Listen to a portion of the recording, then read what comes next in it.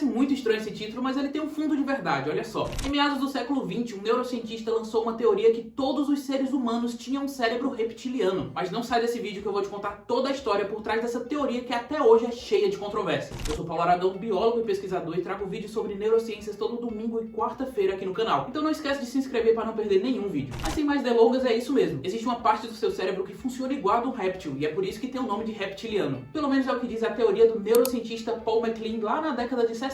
Ele propôs a teoria do cérebro trino, que sugere que o nosso cérebro é composto de 3 partes distintas: o cérebro reptiliano, o sistema límbico e o neurocórtex. Para entender melhor sobre essa teoria, a gente vai falar sobre as partes do cérebro humano de um ponto de vista desse cérebro trino.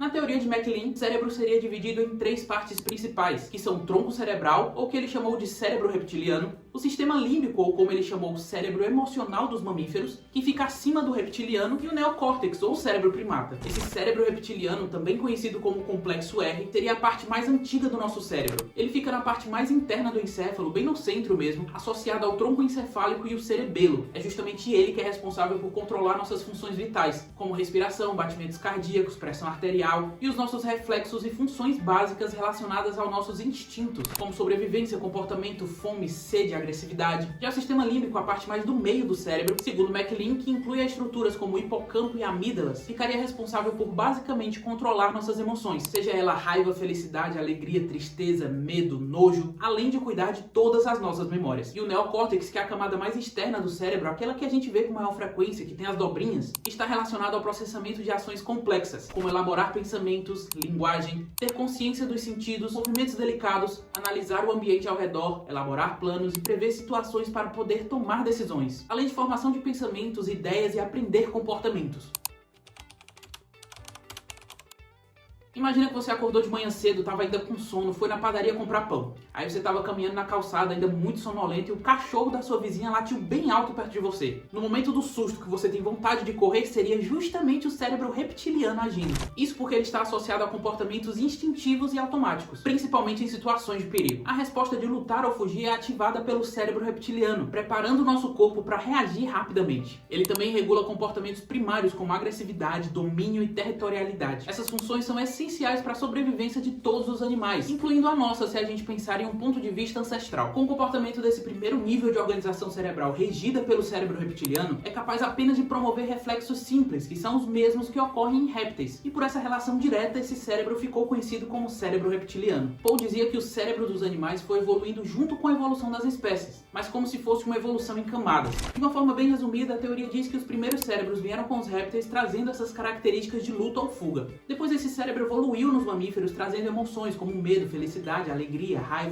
E quando esse cérebro evoluiu nos primatas, trouxe essa característica de consciência, de não só sentir a emoção, mas saber qual emoção que você está sentindo.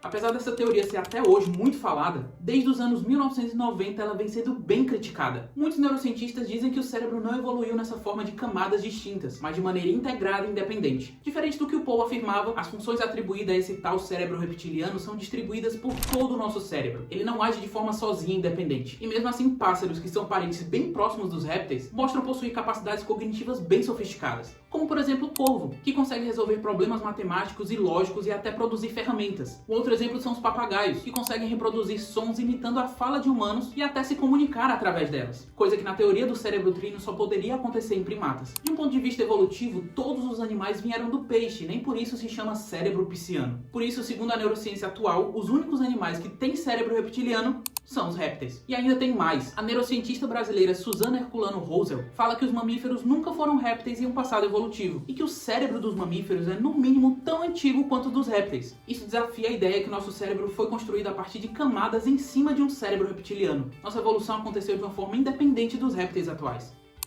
Mas apesar de tudo isso, os ensinamentos de Paul ainda são utilizados inclusive na academia nos dias de hoje. Hoje em dia a utilização desse modelo serve como uma metáfora para explicar comportamentos instintivos e até como uma introdução à neuroanatomia, principalmente pela facilidade didática dela. Mas é bem importante falar que isso é uma forma simplificada de explicar nosso encéfalo. E como eu já falei em outros vídeos, a mídia usa esses temas para popularizar conceitos que muitas vezes não foi a intenção real do pesquisador. Essa teoria do cérebro reptiliano ficou muito popular por conta do livro chamado Dragões do Éden, de 1977, de Carl Sagan, um astrofísico e divulgador científico muito popular. E com isso, mais uma vez, a mídia toma de conta desse conceito e começa a utilizar isso em muitos lugares, como por exemplo no neuromarketing. Curiosamente, essa teoria foi adotada pelo marketing como uma forma de entender e influenciar o comportamento do consumidor. A simplicidade da teoria fez dela uma ferramenta muito fácil de ser utilizada, principalmente para explicar respostas instintivas e emocionais em contexto de consumo. Mas e aí, temos ou não temos um cérebro reptiliano? A resposta é complexa. Embora a teoria de MacLean tenha popularizado a ideia, a neurociência moderna mostra que nosso cérebro é mais integrado do que dividido em camadas independentes. A metáfora do cérebro reptiliano ajuda a gente a entender melhor as partes do cérebro de uma forma muito didática, mas a realidade é que nosso cérebro trabalha sempre em conjunto, de uma forma muito interconectada. Estudos genéticos atuais que buscam rastrear essa evolução entre os animais até hoje não achou nenhuma evidência que essa história é verdadeira. Mas eu deixei essa pergunta pra você. E aí, a gente tem ou não tem um cérebro reptiliano? Coloca aqui nos comentários. E se você gostou desse vídeo, não esquece do like, isso ajuda muito pro crescimento do canal. Muito obrigado por ter assistido até aqui, até mais!